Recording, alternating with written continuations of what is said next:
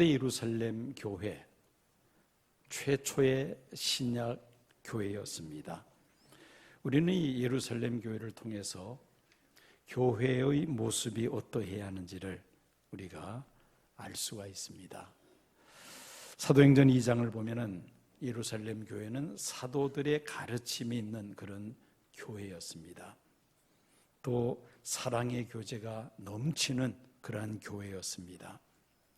마음을 같이하여 성전에서 예배드리는 일에 힘쓸 뿐만 아니라 또 각 가정에서 소그룹으로 모여서 예배를 드리는, 지금으로 말한다면은 셀 예배, 구역 예배, 이런 모임에도 힘쓰는 교회였죠.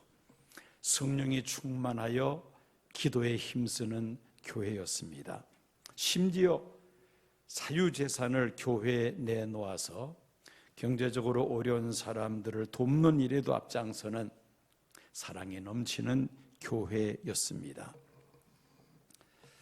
그런데 이 은혜와 진리와 사랑이 충만한 예루살렘 교회에 큰 박해가 몰아닥쳤습니다. 스데반이 돌에 맞아 순교하면서 많은 성도들이 체포되어 옥에 갇힙니다. 성도들은 더 이상 예루살렘에 머물러 있을 수가 없어서 각지로 뿔뿔이 흩어집니다. 8장 1절 말씀입니다. 사울은 그가 죽임당함을 마땅히 여기더라. 그날에 예루살렘에 있는 교회에 큰 박해가 있어 사도 외에는 다 유대와 사마리아 모든 땅으로 흩어지니라.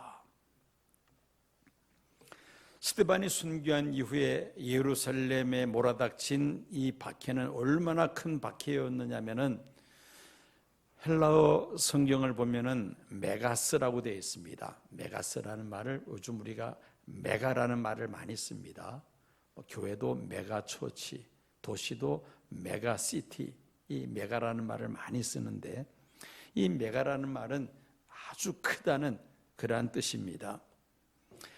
예루살렘 교회에 몰아닥친 이 대박해가, 큰 박해가 그야말로 메가톤급 그러한 박해였다는 것이죠.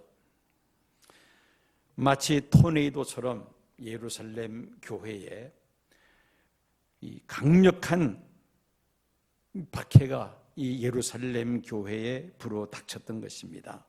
오늘 본문 말씀을 보면은 이런 큰 박해가 예루살렘 교회에 불어닥쳤을 때에 네 부류의 사람이 있었음을 우리가 발견하게 됩니다. 첫째는 사울을 위시한 박해자들, 두 번째는 스데반의 장례식을 치른 후에 크게 슬퍼했던 성도들, 셋째는 박해에 불구하고 예루살렘을 떠나지 않고 교회를 지킨 사도들, 그리고 넷째는 박해를 피하여 뿔뿔이 흩어지는 성도들, 이렇게 크게 네 그룹으로 우리가 나눠볼 수가 있습니다. 먼저 사울을 비롯한 핍박자들입니다. 3절 말씀 보면은 사울이 교회를 잔멸할 새 각 집에 들어가 남녀를 끌어다가 옥에 넘기니라. 이 말씀의 공동 번역을 보면은 좀 더 리얼합니다. 한편 사울은 교회를 쓸어버리려고 집집마다 돌아다니며 남녀를 가리지 않고 끌어내어 모두 감옥에 쳐넣었다. 이렇게 번역하고 있습니다. 사울은 스데반의 순교를 아주 당연한 것으로 여겼습니다. 한 걸음 더 나아가 예루살렘 성읍 가가호를 뒤지면서 예수 믿는 사람들은 남녀를 불문하고 모두 체포하여 옥에 가두는 일을 했습니다. 매우 폭력적이고 잔인한 박해였습니다. 자, 이 사울을 위시한 이 박해자들은 누구의 이름으로 이런 무자비한 폭력을 행사했습니까? 당연히 그들이 믿는 하나님의 이름으로 이런 일을 합니다. 자기들 나름대로는 이스라엘 백성들이 모세 이후로 지켜왔던 그 구약의 율법과 전통들을 파수하겠다는 것입니다. 그리스도인들을 모두 체포하여 감옥에 쳐놓고 저들을 아예 지상에서 쓸어버리는 것이 하나님께서 원하시는 일이라 그들은 생각을 했던 것입니다. 오늘날도 마찬가지입니다. 교회를 어지럽히고 교회를 무너뜨리는 자는 교회 바깥에 있는 외부자가 아니라 교회 내부자일 때가 있습니다. 교회 나오다 말다 하는 그런 사람이 아닙니다. 자기 나름대로는 교회를 위하여 하나님을 위하여 열심히 봉사하고 충성한다고 생각하는 사람들이죠. 그 열심이 본인의 의도와는 달리 교회를 세우는 일보다는 교회를 무너뜨리는 일에 일조를 하게 된다면 얼마나 안타까운 일입니까? 왜 그런 일이 일어납니까? 그들의 눈에 비늘이 씌어져 있기 때문입니다. 성도들을 박해하는 일에 앞장선 사울이 다메섹으로 가던 도중에 예수님 만나고 그리고 실명하게 되죠. 사람들의 손에 이끌려서 다메섹 성 안으로 들어갑니다. 하나님께서 다메섹에 살고 있는 아나니아라는 제자에게 말씀하십니다. 사울이라는 사람을 찾아서 안수하여 기도하라. 이 아나니아는 하나님의 말씀에 순종하여 사울을 찾아서 그에게 안수 기도함에 사울의 눈에서 비늘 같은 것이 벗겨지고 그리고 시력을 회복했음을 성경은 기록을 하고 있습니다. 사울의 눈에서 비늘 같은 것이 벗겨질 때에 이 사울은 하나님을 바로 알고 믿게 되었으며 이방인의 사도로서 크게 그가 쓰임을 받게 됩니다. 눈에 비늘이 씌어져 있으면 사물을 제대로 볼 수 없습니다.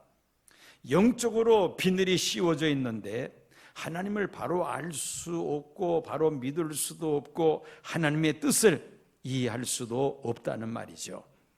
그 상태에서 믿는 하나님은 결국 자신이 만든 허상에 불과하고 그 허상을 만든 자신에 대한 집착에 불과합니다. 이런 상태에서 열심을 내면 낼수록 하나님과 더 멀어집니다. 하나님의 뜻을 행하는 자가 아니라 자신의 뜻을 이루고자 하는 자로 전락하고야만 합니다. 사울처럼 하나님의 일에 회방자가 되고 마는 것입니다.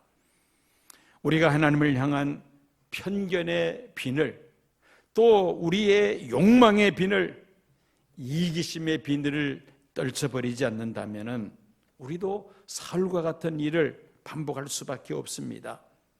자신은 하나님의 영광을 위하여 충성한다고 확신하며 교회를 위하여 혼신의 힘을 다하여 봉사한다고 하지만 오히려 하나님을 대적하며 교회를 허무는 어리석은 자가 될 수도 있다는 사실을 우리는 기억해야 합니다. 이런 사울의 전철을 밟지 않기 위해서는 우리는 깨어있어 기도해야만 합니다. 기도를 통하여 오늘 이 시대에 하나님께서 나를 통하여 또 우리 교회를 통하여 무슨 일을 행하고자 하시는지를 우리가 알 수 있기 때문입니다. 우리가 어디서나 기도할 수 있지만 특별히 내가 소속되어 있고 내가 섬기는 교회에 기도해야 합니다. 자기가 섬기는 교회에서는 기도하지 않고 여기저기 떠돌아다니면서 은혜 받았다고 하는 사람들 교회에 와서 엉뚱한 일을 저지르는 경우들을 우리가 종종 경험합니다. 내가 섬기는 교회에서 기도하면서 하나님께서 이 교회를 통하여 또 나를 통하여 무슨 일을 이루고자 하시는가, 여기 우리가 민감하게 반응해야만 합니다. 그런 자들이 진정으로 교회를 위해 충성된 일꾼으로 쓰임받을 수가 있다는 말씀입니다. 첫째, 이 사울의 경우를 우리가 생각해 봤습니다. 예루살렘에 대박해가 주어졌을 때에 사울과 같은 무리들, 사울과 함께한 그 박해자들, 참 안타까운 사람들입니다. 본인들은 하나님 영광을 위해서 한다고 그렇게 앞장서서 했습니다마는 결과적으로는 하나님을 대적하는 일을 하고야 말았습니다. 두 번째 부류의 사람은 스데반의 그 죽음에 심히 슬퍼하면서 스데반을 장사 지낸 사람들이 있습니다. 2절 보겠습니다. 경건한 사람들이 스데반을 장사하고 위하여 크게 울더라. 성도들에게 큰 박해가 시작되는 무렵에 이 예루살렘 교회의 성도들은 스데반을 위하여 정성껏 장례를 지내는데, 사실 이 당시에 이 일을 한 것은 상당한 위험을 감수하고 한 일입니다. 언제 자신도 체포될지 알 수 없는 그런 상황인데, 그럼에도 불구하고 스데반의 그 시신을 장례 지냈다는 것은 참 아름다운 섬김이었죠. 그들은 스데반의 순교에 진심으로 슬퍼하였습니다. 우리 성경에 크게 울더라라고 번역이 되어 있는데, 헬라 성경에 역시 메가스라고 표현되어 있습니다. 크게라는 말을. 그러니까 이 성도들이 이 스데반의 죽음에 대해서 무척 마음 아파하며 목 놓아 크게 울었다는 그런 뜻으로 우리가 해석할 수가 있습니다. 이 예루살렘 교회 성도들이 스데반을 장사 지내면서 그들이 정말 목 놓아 크게 울었던 것은 아마도 돌에 맞아 죽은 스데반이 너무나도 불쌍하고 또 너무나도 억울해 보였기 때문이었을 것입니다. 예수의 복음을 위하여 스데반은 더 많이 더 크게 일할 수 있는 그런 유능한 하나님의 젊은 종이었는데, 이렇게 비참하게 돌에 맞아 죽었으니 안타깝고 불쌍하다는 생각도 들 수 있었을 것입니다. 그런데 우리가 사도행전 7장을 보면은 스데반이 순교할 때 어떤 모습으로 순교했는지를 우리가 볼 수 있습니다. 55절 56절입니다. 스데반이 성령 충만하여 하늘을 우러러 주목하여 하나님의 영광과 및 예수께서 하나님 우편에 서신 것을 보고 말하되, 보라, 하늘이 열리고 인자가 하나님 우편에 서신 것을 보노라 한대. 스데반은 돌에 맞아 순교하는 그 순간 머리를 들어 하늘 보좌를 바라봅니다. 하나님이 계심과 함께 그 하나님의 보좌 옆에 어린 양 예수 그리스도께서 계신 것을 그가 보게 되죠. 하늘이 열리고 인자가 하나님 우편에 서신 것을 보노라 많은 사람들에게 외치면서 그는 돌에 맞아 순교합니다. 무릎을 꿇고 자신을 향하여 이를 갈면서 돌을 던지는 그 폭도들을 위하여 스데반은 기도합니다. 하나님, 저들의 죄를 용서하여 주소서. 기도하고는 그가 숨을 거두게 됩니다. 성경을 보면은 주님의 품에 자기 영혼을 맡기듯 평안히 잠들었다고 기록을 하고 있습니다. 이런 스데반의 순교의 모습을 볼 때 스데반은 결국 실패자가 아닙니다. 그가 돌에 맞아 죽음으로 모든 것이 끝난 것이 아닙니다. 그는 믿음으로 승리한 자입니다. 주님의 품에서 영원한 안식을 누리며 영생의 대열에 이미 들어선 자이죠. 순교는 하나님 앞에서 생명의 멸류관을 받을 가장 영광스러운 승리이죠. 그러므로 스데반의 그 죽음 앞에서 크게 애도하며 통곡하며 슬퍼할 것이 아니라 하나님께 찬양하며 영광을 돌려야 하는 것입니다. 그렇습니다. 성도가 세상을 떠나 장례를 치를 때 우리는 영결식이라고 말하지 않습니다. 천국 환송식이라고 이렇게 말을 하죠. 스데반의 장례를 치르면서 크게 울면서 슬퍼한 성도들은 아마도 인간적인 감정에 너무 치우치지 아니했는가, 그런 생각을 가져보기도 합니다. 어쨌든 예루살렘에 큰 박해가 주어졌을 때 그 스데반의 죽음 앞에서 슬퍼하며 우는 그런 무리들이 있었다는 것입니다. 세 번째는 큰 박해 속에서도 예루살렘을 떠나지 않은 사도들이 있었습니다. 1절 하반절 봅니다. 사울은 그가 죽임당함을 마땅히 여기더라. 그날에 예루살렘에 있는 교회에 큰 박해가 있어 사도 외에는 다 유대와 사마리아 모든 땅으로 흩어지니라. 스데반의 순교 이후에 주어진 예루살렘 대박해는 일반적인 그런 박해가 아니었습니다. 그야말로 대대적인 박해였습니다. 예루살렘에 사는 성도들의 집을 가가호 수색하면서 남녀를 불문하고 다 붙잡아 감옥에 쳐 넣었습니다. 도저히 예루살렘에서는 더 이상 숨을 곳이 없었던 대다수의 성도들은 예루살렘을 떠나 온 유대와 사마리아로 피신을 합니다. 그런 와중에서도 사도들은 예루살렘을 떠나지 않았습니다. 주님의 고난과 부활의 현장인 예루살렘, 그리고 예루살렘 교회를 지키는 것이 그들의 사명이라고 생각했던 것입니다. 아니면 성도들의 숫자가 크게 늘어난 상태에서 그들의 유대인들 사이에서 아주 중요 인물이 되었기에 박해자들이 감히 자신들에게는 손대지 못할 것이라 그렇게 생각했는지도 모르겠습니다. 어쨌든 대대적인 박해 속에서도 예루살렘을 떠나지 않고 예루살렘에 남아 있었다는 것은 이 사도들이 참으로 담대한 믿음의 사람이었다는 것은 틀림이 없습니다. 그런데 문제는 주님께서 원하시는 것은 과연 무엇이냐는 것입니다. 예수님의 승천하시기 전 사도들에게 마지막으로 당부하셨죠. 오직 성령이 너희에게 임하시면 너희가 권능을 받고 예루살렘과 온 유대와 사마리아와 땅끝까지 이르러 내 증인이 되리라. 예루살렘은 선교의 출발점이지 종착지가 아니었습니다.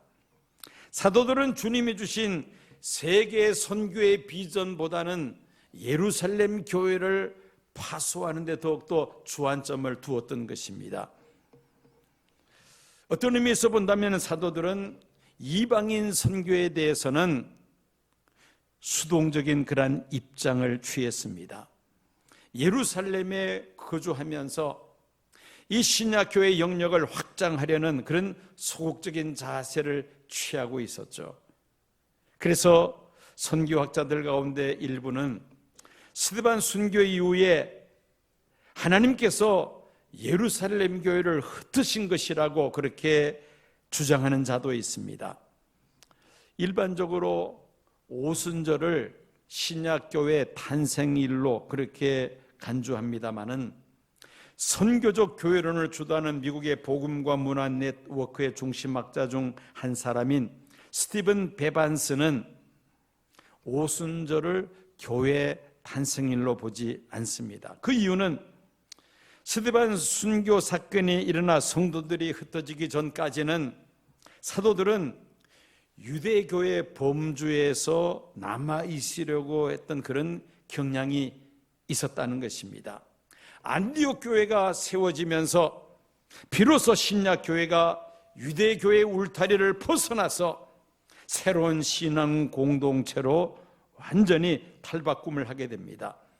그때 진정한 의미에서의 신약 교회가 탄생된 것이다, 그렇게 해석하는 것입니다. 그래서 선교적 교회를 주장하는 학자들은 안디옥 교회가 진정한 의미에서 신약 교회의 원형이라 그렇게 주장을 합니다. 결국은 안디옥 교회를 중심으로 한 사도 바울의 사역에 집중이 되면서 예수의 복음이 전 세계로 확산이 됩니다.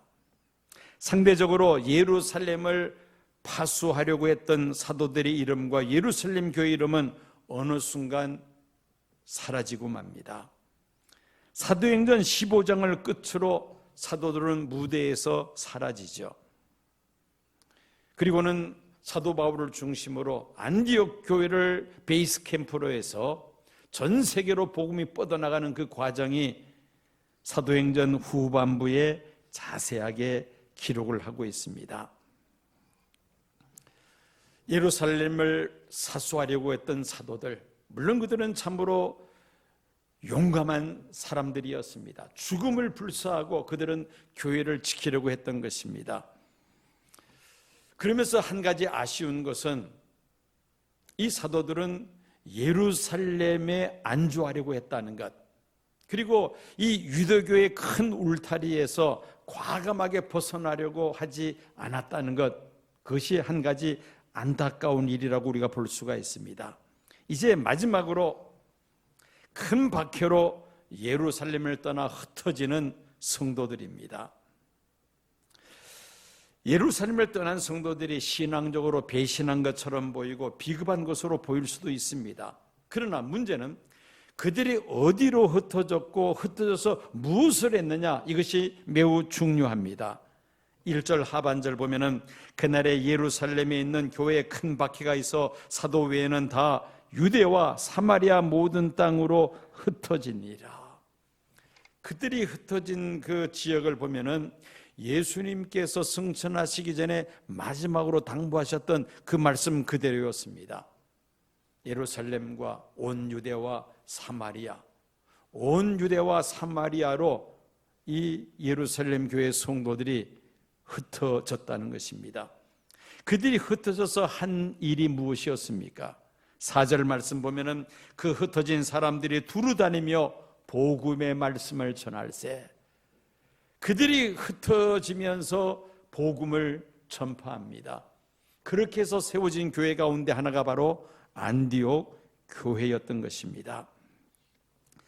예루살렘에 불어닥친 이 큰 박해로 인하여 예루살렘을 떠난 성도들에 의해서 복음은 더 이상 예루살렘에만 머물러 있지 아니하고 세계를 향하여 확산되기 시작합니다.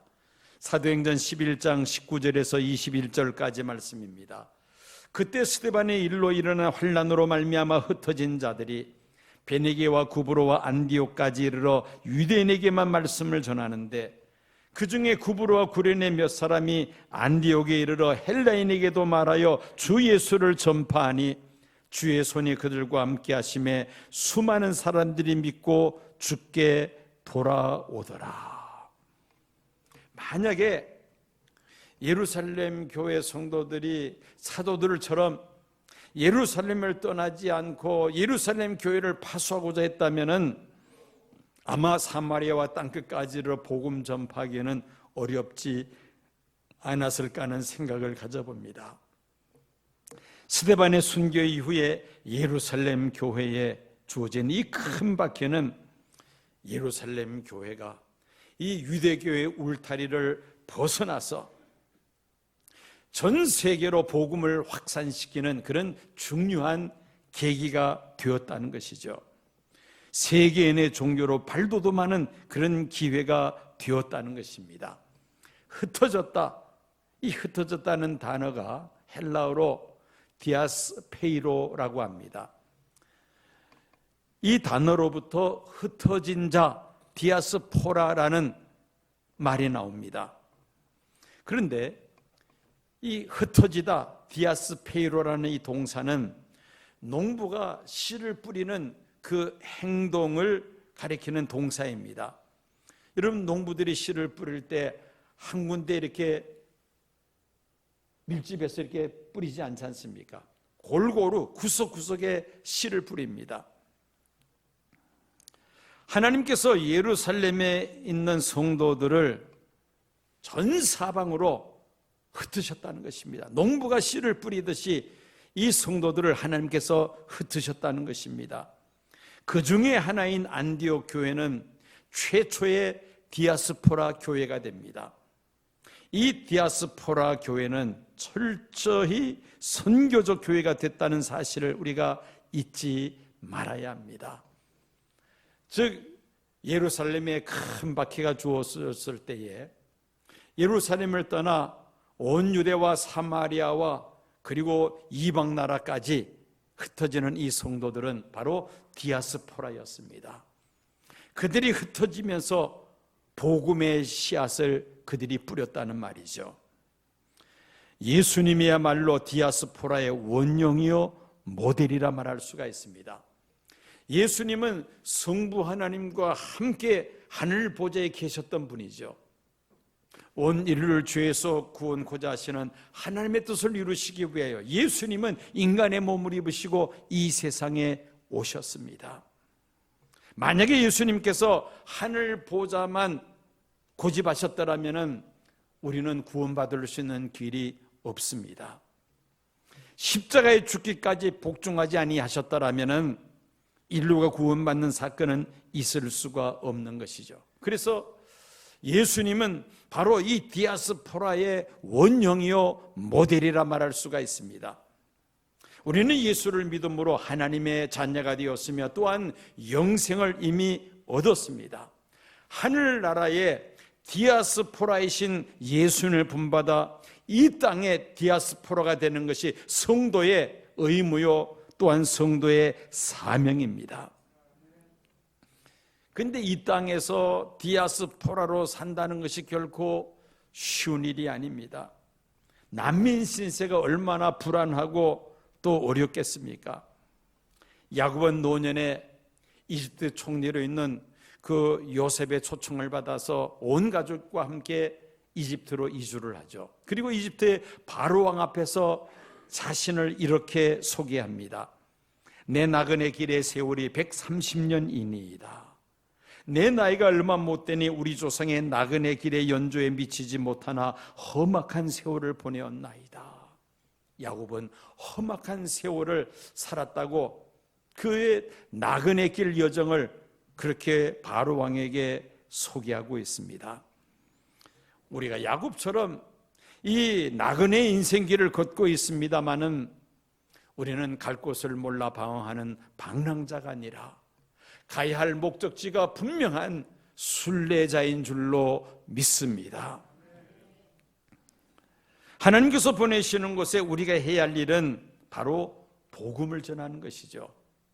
아브라함과 사라가 하나님의 부르심에 순종하여 고향을 떠나 믿음으로 지시한 땅에 갔을 때 비로소 아브라함과 사라는 복의 근원이 될 수가 있었던 것입니다.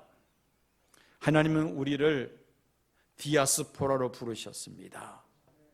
우리를 통하여 예수 그리스도의 복음이 확산되기를 원하신다는 것이죠. 11월 12일 총동원 전도 축제의 날로 정하고 믿지 않는 내 가족으로부터 시작해서 우리 주변의 친지들, 친척들, 이웃들 하나님 앞으로 우리가 인도하고자 합니다. 그들에게 복음을 전하고자 합니다. 또 이번에 제주도에서 개최되는 그 인도네시아 선교 동원을 위한 제주 컨퍼런스는 이제는 인도네시아 교회를 통해서 전 세계에 복음이 확산되는 일을 위하여 우리가 일을 기획하고 또 기도하고 후원할 것입니다. 이 모든 일들이 디아스포라 교회로서의 사명을 감당하기 위한 것입니다. 추석 연휴를 맞이하여 민족 대이동이 되었습니다. 성도들이 흩어지면서 우리는 복음을 전하는 일에 우리가 소리해서는 안 될 것입니다. 예수 믿지 않는 친지, 친척들 그리고 이웃들에게 복음을 전해야 되겠습니다. 그리고 우리 시온교회가 디아스포라 교회가 되어야 합니다. 선교적 교회가 되어야 되겠다는 것이죠.